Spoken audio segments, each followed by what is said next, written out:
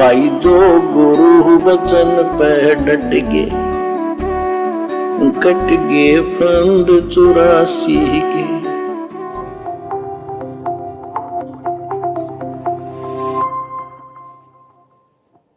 सत साहिब बंदी छोड़ सतगुरु रामपाल जी भगवान की जय हो।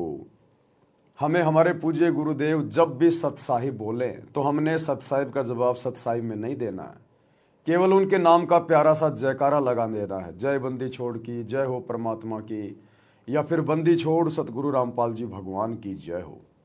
हाँ, यदि हमारे भगत भाई बहन हमारे को सत साहिब बोले तो हम प्यार से सत साहिब का जवाब सत साहिब में दे सकते हैं, लेकिन गुरु को सत साहिब का जवाब सत साहिब में नहीं दिया जाता है।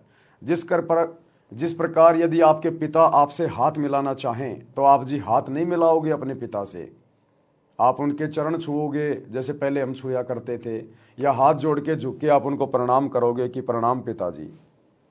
इसी प्रकार सतगुरु रामपाल जी हमारे आत्मा के पति हैं, हमारे पिता हैं, परमेश्वर हैं। और सत साहिब का जवाब सत साहिब में अपने बाप को नहीं दिया जाता है, अपने बाप के पैर छुए जाते हैं, दंडवत किया जाता है। तो जब भी हमारे गुरुदेव कभी सत साहिब हमें बोलें तो हमने तुरंत दंडवत प्रणाम करना है, यदि भी हमारे सामने है तो। यदि सामने नहीं है तो फिर हमने उनके नाम का जयकारा लगाना है कि बंदी छोड़ सतगुरु रामपाल जी भगवान की जय हो। सतगुरुदेव की जय। बंदी छोड़ कबीर साहिब जी की जय। बंदी छोड़ गरीबदास जी महाराज जी की जय। स्वामी राम देवानंद जी गुरु महाराज जी की जय हो। इसके बाद जब भी हमारे गुरुदेव जयकारे लगाते हैं, हमारे गुरुदेव बहुत सारे जयकारे लगाते हैं, क्योंकि परमात्मा पे कोई कर्म लागू नहीं होता इस काल के लोक में। कर्म आप और हम जीव आत्माओं के ऊपर लागू हैं, इसलिए हमने केवल पतिव्रता पद पे रह के भक्ति करनी है। एकमात्र जयकारा हमने अपने गुरु जी का ही लगाना है और किसी का नहीं लगाना।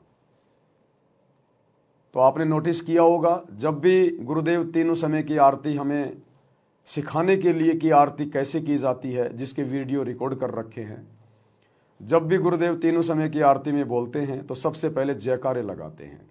कोई भी सत्संग करते हैं सबसे पहले बहुत सारे जयकारे लगाते हैं, गरीबदास जी का, स्वामी रामानंद जी का, बहुत सारे धामों का।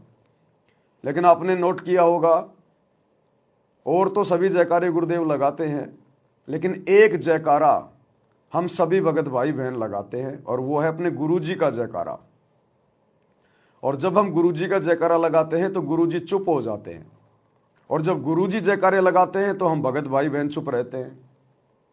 क्या मतलब है इसका? इसका मतलब ये है कि बाकी जयकारे तो गुरु जी लगा रहे हैं, और जब गुरु जी का जयकारा लगाने का समय आता है तो हम सभी भाई बहन चुप हो जाते हैं, हम केवल अपने गुरु जी का ही जयकारा लगाते हैं। तो भक्तों ने केवल अपने गुरु का ही जयकारा लगाना होता है, इसलिए गुरु जी हमसे और कोई जयकारा नहीं लगवाते। बाकी सारे जयकारे गुरुदेव स्वयं लगाते हैं। गरीबदास जी की जय, स्वामी राम देवानंद जी की जय, फलाने धाम की जय, सर्व धर्मों की जय, सर्व भक्तों की जय, धर्मी पुरुषों की जय, श्री काशी धाम की जय।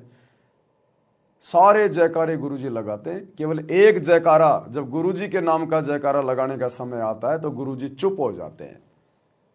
यानी भक्तों ने केवल अपने गुरु का ही जयकारा लगाना होता है। यदि आपने किसी और का जयकारा लगाया, क्योंकि गुरु यानी परमात्मा, और परमात्मा के अलावा सभी जीव हैं, और जीव का जयकारा लगाने का मतलब है उसकी पूजा करना, पतिव्रता धर्म से नीचे गिरना। क्योंकि जयकारा लगाना, दंडवत प्रणाम करना, ये सब पूजा में आते हैं। पूजा में तो पूजा हमने केवल अपने गुरु की करनी है, किसी और की नहीं। तो जयकारा भी हम केवल अपने गुरु जी का लगाएं, बाकी और किसी का। भाई जो गुरु बचन पे डट गे, कट गे फंद 84 के, कट गे फंद 84 के, कट गे फंद 84 के।